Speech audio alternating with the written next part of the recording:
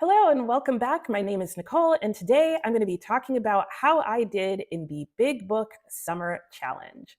So, this challenge ran from May 30th or 31st until, or maybe it was Memorial Day. I probably should have checked that. But anyway, it started at the end of May and it ran until Labor Day here in the US, which is September 2nd.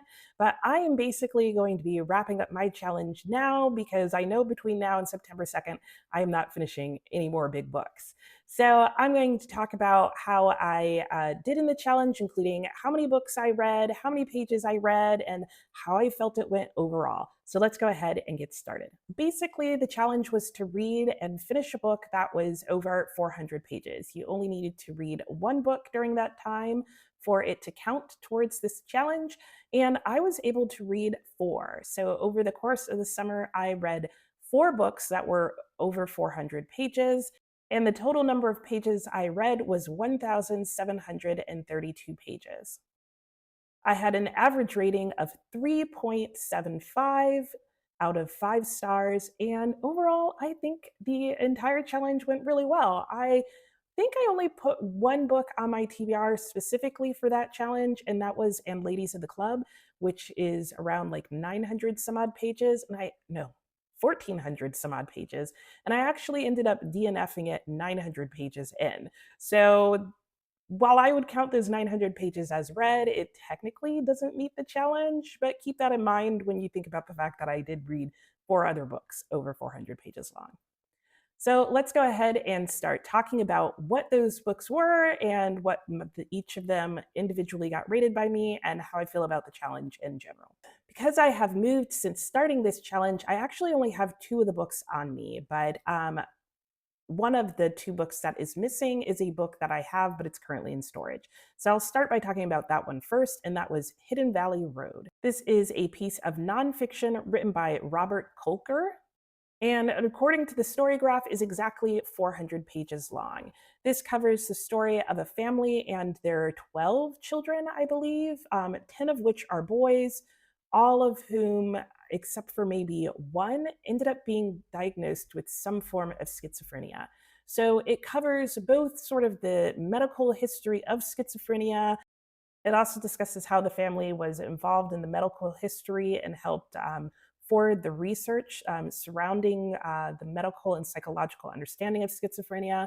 And it was an interesting read. I would say it was somewhere between a medical explanation of it, a psychological look at it, as well as just sort of a biography of this family. And I gave it 4 stars, partially just because I wasn't a huge fan of the intermingling of those items. I felt like in some ways that having the medicine and the talk about psychology mixed in with the family story so deeply, and it starts mainly with the family story, kind of led to feeling a little bit desensitized about all the things that were going on with the family. It is a book that I would recommend, but definitely check out the content warnings. And it's probably better for somebody who just wants to understand more about schizophrenia than straight up somebody who wants to hear about this family story. But that was a 4 star read for me. And yeah, I'm not sad that I read it. I did have two 3 star reads, and one of them was To the Bright Edge of the World by Eowyn Ivey. I read this book in June and it came out to 432 pages long. And I think it got a 3 from me, mainly because I was expecting more. I was expecting more of the sort of magical realism um, and I was also expecting more of the atmospheric feel that you got in The Snow Child. And for some reason, even though there were times where it was very atmospheric, it just didn't come across to me in the same way. There were times where I found myself kind of bored in the book, and I ended up switching mainly to listening this on audiobook. I did check out the physical book from the library as well, but it just wasn't holding my attention enough to keep reading it physically. So I switched to the audiobook and just listened to that to just sort of enjoy the rest of the story as best as I could. I would recommend this book to anyone who likes a very snowy setting, kind of likes to read travel logs, because it is written in a series of letters and travel logs and postcards and that kind of thing, and just wants to hear the story of somebody's struggle as they try and make it through the wilderness in Alaska. My other three-star read I have here on me, and that was a novel bookstore. This book came out to 416 pages, and I read it in the month of August. So, the beginning of August. That seems so long ago now.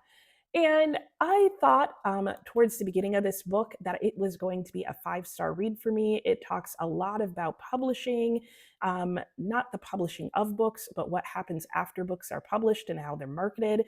And it talks even more about what are good novels, who gets to determine what good novels are, and who gets to decide what books go on the shelves in bookstores. And there's just a lot of really fascinating discussion about books and bookstores and reading and what makes a good book. And there's also a bit of a mystery, but I feel like that was actually what threw me off. I felt like this book was marketed as sort of being a mystery where people were being killed for being giving their literary opinion, and that is not what this book is about at all.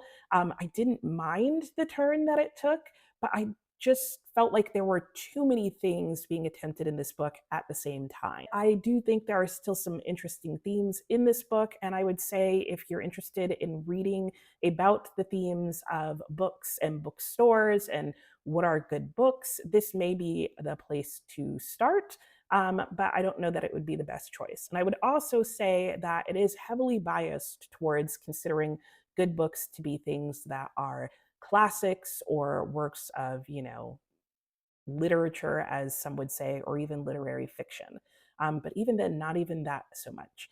And I read a lot of classics, so I could appreciate the love of classics. However, I realize they're not for everybody, and just because it's a classic doesn't mean it's a good book. And the final book that I read, also in the month of August, is Oblomov. And I also have this book on me.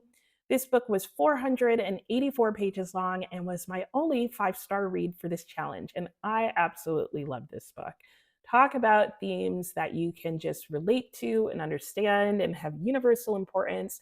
This talks about what it means to be alive and to be living, and what is, the real life actually look like.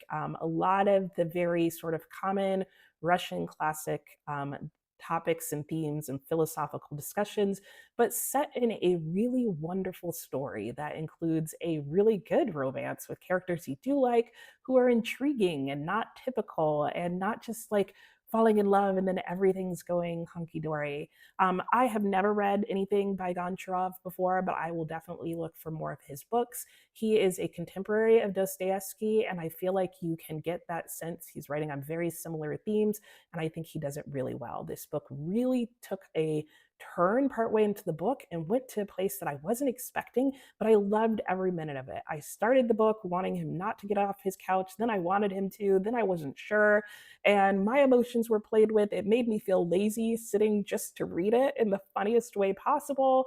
And yeah, I can't say enough good things about this book. So if you're looking for a good Russian lit book to start with, I don't think this is a bad one, honestly. It is on the longer side, so you may want to try something shorter first, but I think there's enough interesting things and enough amazing characters in this book to keep you going. It has some tropes and stuff in it from more contemporary works that I think that a lot of readers could relate to.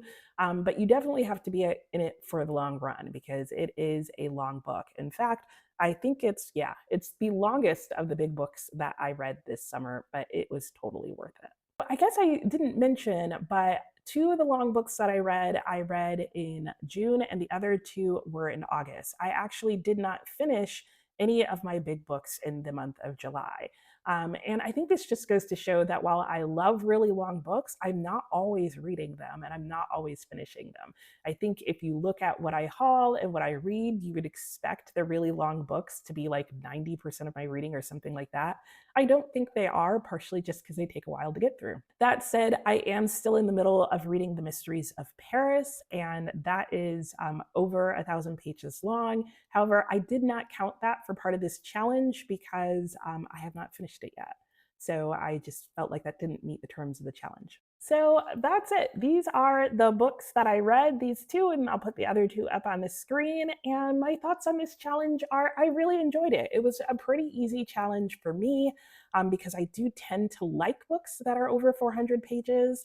But it was interesting to see whether or not I was actually able to fit them in this summer. I had a couple of other readathons and different things that I was doing over the summer that did actually lead to my reading shorter books than I may normally have.